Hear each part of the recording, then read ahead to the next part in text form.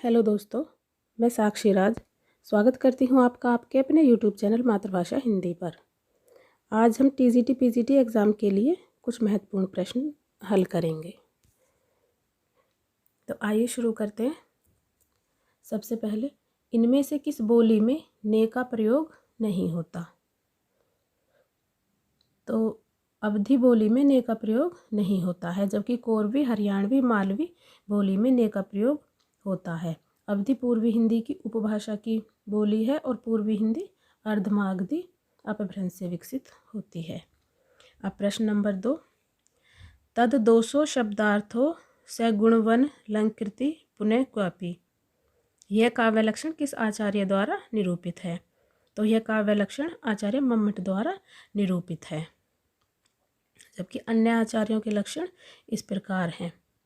रमणीयार्थ प्रतिपादक शब्द काव्यम, ये पंडित जगन्नाथ ने दिया है। और इसके आगे शरीरम तावदिष्टार्थ वयवच्छिन्ना पदावली, ये दंडी का कथन है। इसके बाद देखते हैं, रस विवेचन में चित्र तुरंग न्याय की कल्पना इनमें से किस आचार्य ने की है? तो ये कल्पना आचार्य शंकुक ने की है। और आचार्य शंकुक का जो एक सिद्धांत है अनुमितिवाद, यह उसके अंतर्गत की है। और अभिनवगुप्त का सिद्धांत अभिव्यक्तिवाद है और भरत मुनि का संबंध रस संप्रदाय से है। इसके बाद प्रश्न नंबर 4 है, इनमें से किस आचार्य ने काव्य गुणों की संख्या 10 मानी है? तो आचार्य भरत मुनि ने काव्य गुणों की संख्या 10 मानी है। इसके अलावा वामन ने काव्य गुणों की संख्या 20 मानी है तथा भोजराज ने 24 काव्य गुण माने हैं। इसके बाद प्रश्न नंबर 5, भारतीय नाट्यशास्त्र की दृष्टि से नाटक का मुख्य उद्देश्य क्या है? तो नाटक का मुख्य उद्देश्य रसास्वादन होता है। और भरत मुनि ने नाट्यशास्त्र को पंचम वेद भी कहा है। इसके बाद है प्रश्न नंबर 6, जन्म सिंधु पुनि बंधु दिन मलिन स कलंक सिय मुख समता पाव किमि चंद बापुरो रंक, इस उद्धरण में अलंकार कौन सा है? तो इस उद्धरण में व्यतिरेक अलंकार है। और व्यतिरेक अलंकार किसे कहते हैं? तो देखते हैं, जब किसी पद में उपमान की अपेक्षा उपमेय को अधिक बढ़ा चढ़ाकर प्रस्तुत किया जाए तो वहाँ पर व्यतिरेक अलंकार होता है। अब जन्म सिंधु तो पहली पंक्ति में, इसमें उपमान, इस पंक्ति में उपमान तो चंद्रमा है और उसकी अपेक्षा उपमेय यानी कि जो सिय का मुख है, सीता का मुख की शोभा का उत्कर्षपूर्ण वर्णन किया गया है। अतः यहाँ पर व्यतिरेक अलंकार है, यानी कि चंद्रमा से भी अधिक सुंदर सीता के मुख को बताया गया है, इसलिए यहाँ पर व्यतिरेक अलंकार है। अब आगे बढ़ते हैं, बनारस अखबार का प्रकाशन कब शुरू हुआ था? तो बनारस अखबार का प्रकाशन 1845 ईस्वी में हुआ था। यह एक साप्ताहिक अखबार है जो बनारस से प्रकाशित होता था और इसके संपादक शिव प्रसाद सिंह हैं। बनारस अखबार को हिंदी भाषी क्षेत्र का प्रथम समाचार पत्र माना जाता है। आगे बढ़ते हैं, इंग्लैंड से प्रकाशित होने वाले पत्र का नाम क्या है?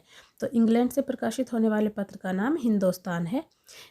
इस समाचार पत्र को 1883 ईस्वी में राजा रामपाल सिंह ने संपादित किया था और यह दैनिक समाचार पत्र है। और आगे देखते हैं, भारत मित्र जो पत्रिका है इसके संपादक रुद्रदत्त हैं। रुद्रदत्त जो कि 1877 में प्रकाशित हुई थी और स्थान था इसका कलकत्ता। अब सदादर्श पत्रिका है जो कि मासिक पत्रिका है, इसके संपादक श्रीनिवास दास हैं। ये 1874 में काशी से संपादित की गई थी। और देश हितैषी इसके भी संपादक श्रीनिवास दास हैं। ये 1879 में अजमेर से संपादित की गई थी। आगे प्रश्न नंबर 9, चंदनबाला रास के रचयिता कौन है? तो चंदनबाला रास के रचयिता आसगु कवि हैं। और आगे इन सब के कवि देखते हैं, जिन धर्मसूरी की रचना है स्थूलीभद्र रास, विजय सेन सूरी की है रेवंतगिरी रास और जिन दत्त सूरी की है उपदेश रसायन रास, चरचरी और काल स्वरूप कोलक। अब प्रश्न नंबर 10 देखते हैं, इनमें से ज्ञानश्री शाखा के कवि नहीं हैं। तो इनमें जो है अग्रदास जो है ये ज्ञानश्री शाखा के कवि नहीं हैं, बल्कि ये राम भक्ति शाखा के कवि हैं। अब इनमें से दूसरा सप्तक में संकलित कवि हैं। तो दूसरा सप्तक में रघुवीर सहाय संकलित है। अब दूसरा सप्तक के सारे कवि देखते हैं। दूसरा सप्तक जो है 1991 ईस्वी में हुआ था और इसमें जो कवि थे वो इस प्रकार हैं: शमशेर बहादुर, भवानी प्रसाद मिश्र, शकुंतला माथुर, हरिनारायण घनश्याम व्यास, नरेश मेहता, धर्मवीर भारती और रघुवीर सहाय। रस निष्पत्ति के संबंध में भट्टलोलट का मत है, तो इनका मत है उत्पत्तिवाद। बाकी और आचार्यों के मत हैं: अनुमितिवाद है आचार्य शंकुक का, और भुक्तिवाद है भट्टनायक का, और अभिव्यक्तिवाद है अभिनव गुप्त का। प्रश्न नंबर 13 देखते हैं। निम्नलिखित लक्षण ग्रंथों को उनके रचनाकारों से सुमेलित कीजिए और दिए गए कूट से सही उत्तर से चयन कीजिए। तो भाषा भूषण ये जसवंत सिंह का है, और ललित ललाम ये मतीराम का है, और काव्य निर्णय भिखारीदास का है, और जगत विनोद ये पद्माकर का है। ये इनका मिलान है। इसके बाद आता है क्वेश्चन नंबर 14। इसमें विशाल भारत पत्र के प्रथम संपादक थे। तो विशाल भारत पत्र के प्रथम संपादक बनारसीदास चतुर्वेदी थे, और विशाल भारत एक प्रसिद्ध हिंदी पत्र था जिसका प्रकाशन सन 1928 ईस्वी में कोलकाता से आरंभ हुआ था। इसके संस्थापक तो रामानंद चट्टोपाध्याय थे, और बनारसीदास जी ने 1928 से 1937 तक इसका संपादन किया था, और इसके बाद अज्ञे जी ने किया था। सोए पलाश दहकेंगे शीर्षक नवगीत संग्रह के रचनाकार हैं। तो इसके रचनाकार हैं नचिकेता। और आगे प्रश्न नंबर 16। भाषा निबंध मति मंजुल मातनोती किस कवि द्वारा रचित श्लोक का अंश है? तो ये तुलसीदास द्वारा रचित श्लोक का अंश है। इसके बाद है प्रश्न नंबर 17। रावण अशुद्ध होकर भी यदि कर सका त्रस्त, तो निश्चय तुम तो सिद्ध करोगे उसे ध्वस्त। राम की शक्ति पूजा कविता में यह कथन किसका है? तो राम की शक्ति पूजा में यह कथन जामवान का है। आगे बढ़ते हैं प्रश्न नंबर 18 पर। ए स्केच ऑफ हिंदी लिटरेचर, इसके लेखक कौन है? तो इसके लेखक हैं एडविन ग्रीव्स। और the modern vernacular literature of Hindustan, इसके जॉर्ज अब्राहम ग्रियर्सन हैं। और ए हिस्ट्री ऑफ हिंदी लिटरेचर, इसके FE हैं।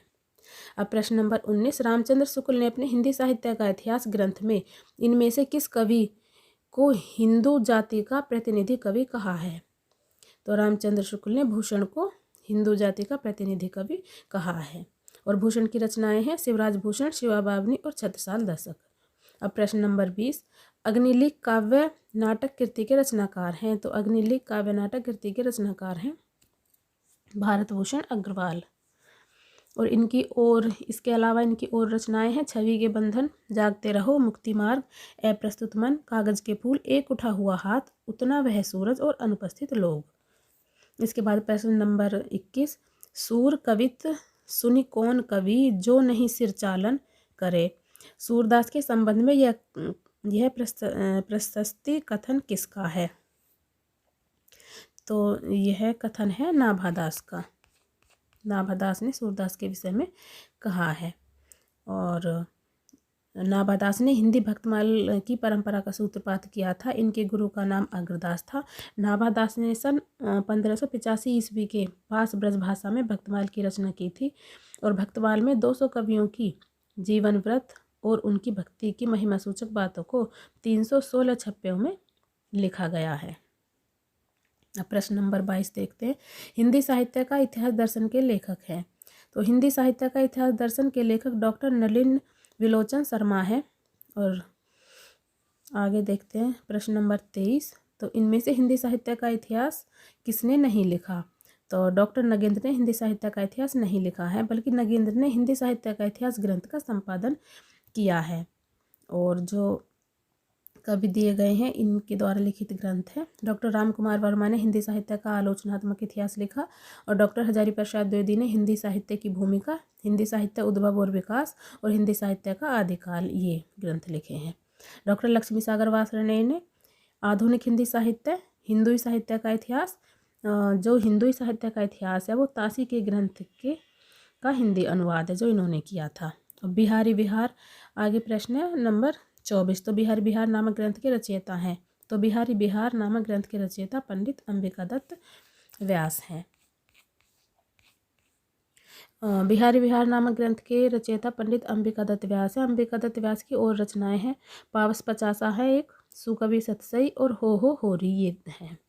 और अंबिका दत्त व्यास ने अपने कवि जीवन का आरंभ कविता वर्धनी सभा में पूरी अमी की कटोरियाँ सी, चिरंजीवी रहो विक्टोरिया रानी समस्या की पूर्ति करके किया था और इस पर इन्हें सुकवि की उपाधि प्राप्त हुई थी। इसके बाद प्रश्न नंबर 25, हिंदी साहित्य के आदिकाल को सिद्ध सामंत युग नाम किसने दिया था? तो हिंदी साहित्य के आदिकाल को सिद्ध सामंत युग नाम राहुल सांकृत्यायन ने दिया था। महावीर प्रसाद द्विवेदी ने आदिकाल का नाम बीज वपन काल रखा और मिश्र बंधु ने प्रारंभिक काल रखा। और कवियों के देखते हैं किसने क्या कहा आदिकाल को। तो जॉर्ज ग्रेसन ने चारण काल कहा, रामचंद्र शुक्ल ने वीरगाथा काल कहा, आचार्य विश्वनाथ प्रसाद मिश्र ने वीर काल कहा, डॉक्टर राम कुमार वर्मा ने संधि काल एवं चारण काल कहा, आचार्य हजारी प्रसाद द्विवेदी ने आदिकाल कहा और सुमन राजे और मोहन अवस्थी ने आधार काल कहा। इसके आगे प्रश्न नंबर 26 है, विद्यापति इनमें से किस रचना के आधार पर मैथिल कोकिल कहलाए? तो विद्यापति पदावली के आधार पर मैथिल कोकिल कहलाए, क्योंकि पदावली की रचना विद्यापति जी ने मैथिली भाषा में की है। कीर्ति पताका एवं कीर्तिलता, इनकी विद्यापति की जो रचनाएं हैं ये अवहट्ट भाषा में हैं। अब विभिन्न विद्वानों ने विद्यापति को श्रृंगारी, भक्त एवं रहस्यवादी कवि कहा है।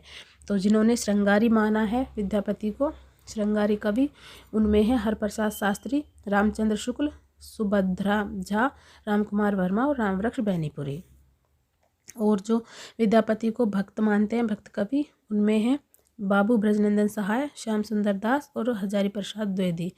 और जो विद्यापति को रहस्यवादी मानते हैं वो है जॉर्ज ग्रियर्सन, नागेंद्र नाथ गुप्त और जनार्दन मिश्र। तो कैसी लगी आपको ये वीडियो? अगर वीडियो अच्छी लगी हो तो वीडियो को लाइक करें, शेयर करें और चैनल को सब्सक्राइब करें। मिलेंगे एक और नई वीडियो में एक और नए टॉपिक के साथ। Thanks for watching.